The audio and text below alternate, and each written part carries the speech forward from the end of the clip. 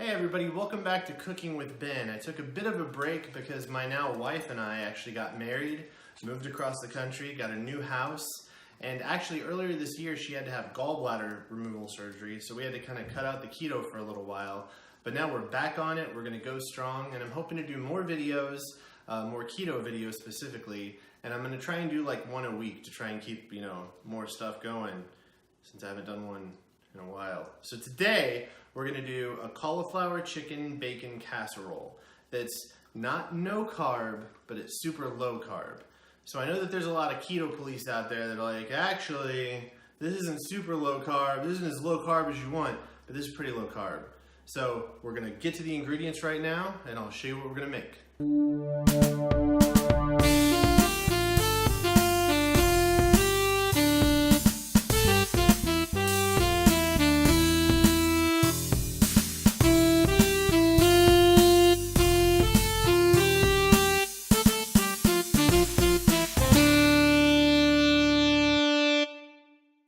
So for the ingredients for our casserole, we have about a pound of cauliflower, which is about half of a head. It was kind of a funky shaped one, so I got multiple pieces.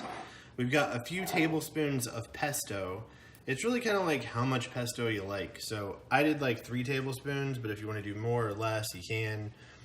It's about a cup of sour cream, and I got some butter. This is a few tablespoons, but we're just going to be using this to cook the chicken in, so it's kind of however much butter you need. Bacon, and it's kind of as much bacon as you like. I got like 5 pieces, I guess, but we'll just see how much that makes. It's kind of like whatever you feel good about, and you'll see kind of as the recipe goes along how much bacon goes, how far. We got our chicken, which we've got about 1.5 pounds of, I got these chicken tenderloins, the boneless chicken tenderloins, and we've got shredded cheese. And again, this is kind of a rough amount. I might get more, I might use less, who knows. So those are going to be our ingredients for the recipe today. So the first steps that you're going to do is we're going to cook the bacon, because I like to cook it in the oven, and that takes a while. And then we're going to cook the chicken, because that takes a while. So we're going to go to those steps next. Alright, so you can cook bacon pretty much however you're comfortable with cooking bacon. The way that I saw to do it a few years ago, and I absolutely love, is to not preheat the oven, put it in the oven, and then set it to 400 and let it go for 12-15 minutes until the bacon looks done. So that's the way that I prefer to do it, because it's kind of like a little bit crispier, and I feel like it gets crispy that way. So that's what I'm going to do next, and we'll get that going now. Alright, so I got the bacon in the oven and it's starting to cook. That's going to take a little bit of time.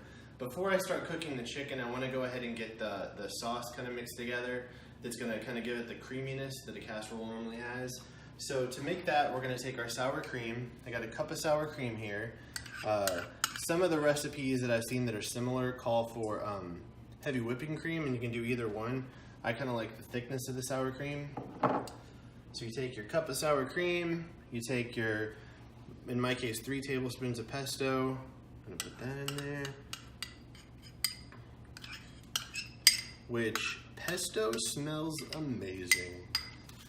So I'm going to take these, I'm going to mix these two together. And this kind of makes the creamy sauce here. So like I said before, this isn't a no carb recipe. This does have some carbs in it. The pesto that I'm using has 5 carbs, I think, per serving. So if you can find one that's lower, you're good to go. But that's really not too bad. Alright, so I got the sauce kind of mixed together pretty good. Next, you can add some salt and pepper, garlic salt, garlic powder, whatever kind of flavorings that you kind of like for your sauce. So I'm going to add those, mix them in, and then we're going to get going on the chicken. Alright, so for our next step, we're actually going to cook our chicken. I have a cast iron skillet. You can use whatever you normally use to cook chicken. I normally use an Instant Pot, but I didn't want people to be like, I don't have an Instant Pot, I guess can't make this, but Instant Pot makes awesome chicken. You can cook it from frozen to cooked in like a few minutes. Like it's great. But we're just going to cook it in the skillet here. So I'm going to go ahead and check, make sure we got a good temperature. We do. So I'm going to take the butter, going to put that in here, salt and pepper the chicken for some like seasoning, and then just fry it up here in the skillet. So we're gonna do that next, and we'll get some video of it. All right, so I'm cooking my chicken here. Like I said, I got the chicken breast tenderloins just because I'm gonna eventually cut this up anyway, and this way it's like, you know, I don't know, it's not like big super thick pieces. I'll have to do a couple later. But so I salt and peppered the side that's down right now, so I'm gonna salt and pepper the side that's up. And this is just cooking in butter right now. And so the goal is just to cook the chicken until it's done. So we're gonna cook these until it's nice and brown and white and all that good stuff. And yeah. So you can see the chicken is getting nice and brown here. I got some room on here, so I'm gonna put my other two pieces on. Again, this is just butter. I'm just cooking it in butter. And it's doing a pretty good job.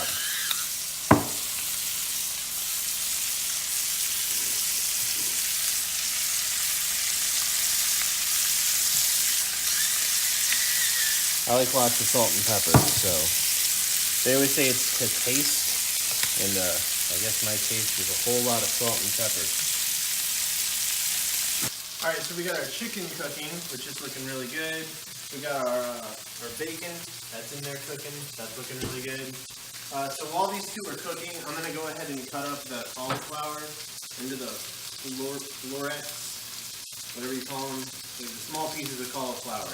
You can use frozen cauliflower if you want to, like so it kind of comes all chopped up or whatever. I went ahead and got fresh, so I'm gonna go ahead and cut it up. And this is gonna be kind of like the filler for the casserole. So I'm gonna cut these up, and those will be ready to go in a second. And keep on going. All right, so we got all of our stuff ready. We got the cauliflower cut up into the little chunkies. The bacon is cooked. The chicken is cooked.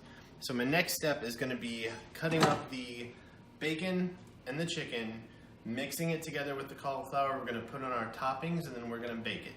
So I'm gonna go ahead and cut these up, and then we'll drop everything in the casserole dish here, and we'll be good to go. And we'll show you some of that here in just a second. All right, so I got my chicken cut up into chunks. I got my bacon into little bits here. And what do you notice about the bacon? You're probably thinking, that is not very much bacon. That's not enough bacon. So don't do what I did. Make too much bacon if you're gonna make this. Make so much bacon that you're like, we're gonna have to reuse this bacon because there's too much bacon. Because I didn't make enough bacon. I love bacon. This isn't very much bacon. There'll be a hint of bacon. I'm not gonna go back and make more bacon. But what is nice is that I cooked the bacon at 400 degrees. So the oven is still set to 400 degrees because the bacon's done. And that's exactly what we want it to be for the casserole. So I'm leaving the oven on, so it's all ready to go. I got my chicken, got my bacon. I got my 9x13 baking dish. I'm gonna spray that with some cooking oil. You can use whatever cooking oil you prefer. And that's another thing people are picky about. So I got that sprayed, it's ready to go. So now what I'm gonna do is I'm gonna take all of the ingredients, like I'm gonna take the cauliflower, I'm gonna take the bacon, I'm gonna take the chicken, I'm gonna mix it all together in here. And then we'll go from there, so we'll be right back. All right, we got our cauliflower in there. Gonna add our chicken and bacon. And you might be thinking, hey, this guy's making keto stuff. What's going on back here? Huh? What about the Oreos? Well, we have guests come over, okay? And guests like to have Oreos. And plus, look how they're stacked in there. It's so pretty. So, yeah, so that's why that's back there. So, there you go. Say that for the comments. All right, so I'm gonna put in the chicken. And the bacon. My measly amount of bacon. And I'm just gonna stir all this stuff up so that nothing's kind of on top, because I kind of want a like nice blend of everything.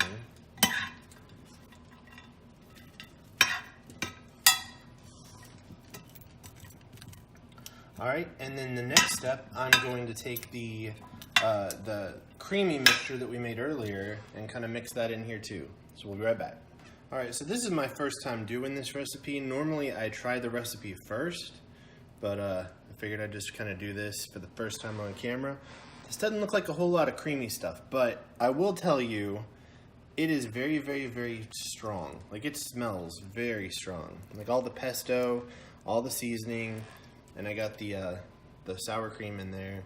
So it does smell very strong. It doesn't look like it's a whole lot. Oops. Uh-oh. Uh-oh. There we go. All right. Crisis averted-ish. Okay. So I'm going to mix this into, and then put the cheese on the top, and then we're going to let it bake. But next time I make this, you know, I might make more of the creamy sauce because it's good. We tasted a little bit of it. Like, just kind of how it was really good. But it's very, very strong. So we'll see how things go. I'm going to get this going, and we'll come back to do the sprinkling of the cheese in just a minute. Okay, so as you can see, I put the cream on here if you want to come in. It did actually cover it pretty well. It's not like super thick and creamy, but there is a lot on there. Like I said, there's a ton of flavor to it. So now for our last step before we bake, we're going to sprinkle on I use Colby Jack cheese. You can use whatever you want though. If you like mozzarella, use mozzarella. If you like the Mexican blend, I like the Mexican blend. Got a nice amount of cheese there. And now that this is all ready to go, we are going to bake it for about 30 minutes, but I'm going to kind of keep an eye on it. So that is our next step. I'm going to throw this in the oven. It's already set to 400. Going to wait about 30 minutes and then see how our casserole turns out. Alright, so our timer went off. I went ahead and shut off the oven, and I checked it out, and it is looking pretty good. So I'm going to go ahead and take it out of here. I'll take a closer look at it.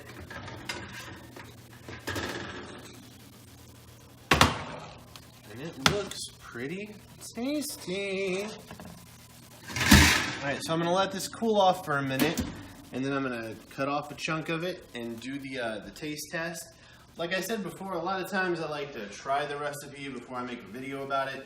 This was not one of those situations, so this could be a hit or miss. It smells really good, but that's mostly the pesto. So once I'm able to taste it, I'll be able to let you know if this recipe is good, kind of offer you some suggestions for stuff to change, and yeah, we'll be back in a minute for the taste test. Alright, so we are all cooled off, well, moderately cooled off. At least cooled off enough that I can take out a chunk of this stuff here. So we're cutting into it here. The only thing I'm like super worried about is the cauliflower, and of course not having enough bacon. But so far, I mean, it looks like it's gonna be anything with melted cheese and sauce on it, usually pretty tasty. I'm actually gonna take this piece and flip it over so we can kind of see.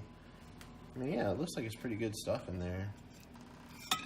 So yeah, we're gonna give this a taste test here in just a second and see how things are. Alright, so here's the final product. We're gonna give it the taste test. I'm gonna make sure that I get kind of a piece of the chicken, a piece of the cauliflower, and a little bit of bacon here in my bite. So I can kind of taste a little bit of everything. The cauliflower was actually cooked pretty well, so it all looks good, smells really, really good, and it's really hot, so I'm gonna give it a taste here.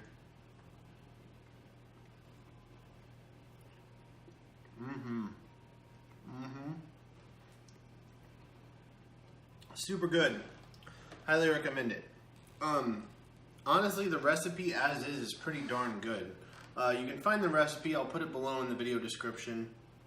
If you have any questions, feel free to leave a comment. But I mean, the only stuff that you might do different is add a little bit more sour cream to make more of the cream sauce, because it tastes really good. More pesto would be a little bit too much, but more sour cream might just make it a creamier casserole.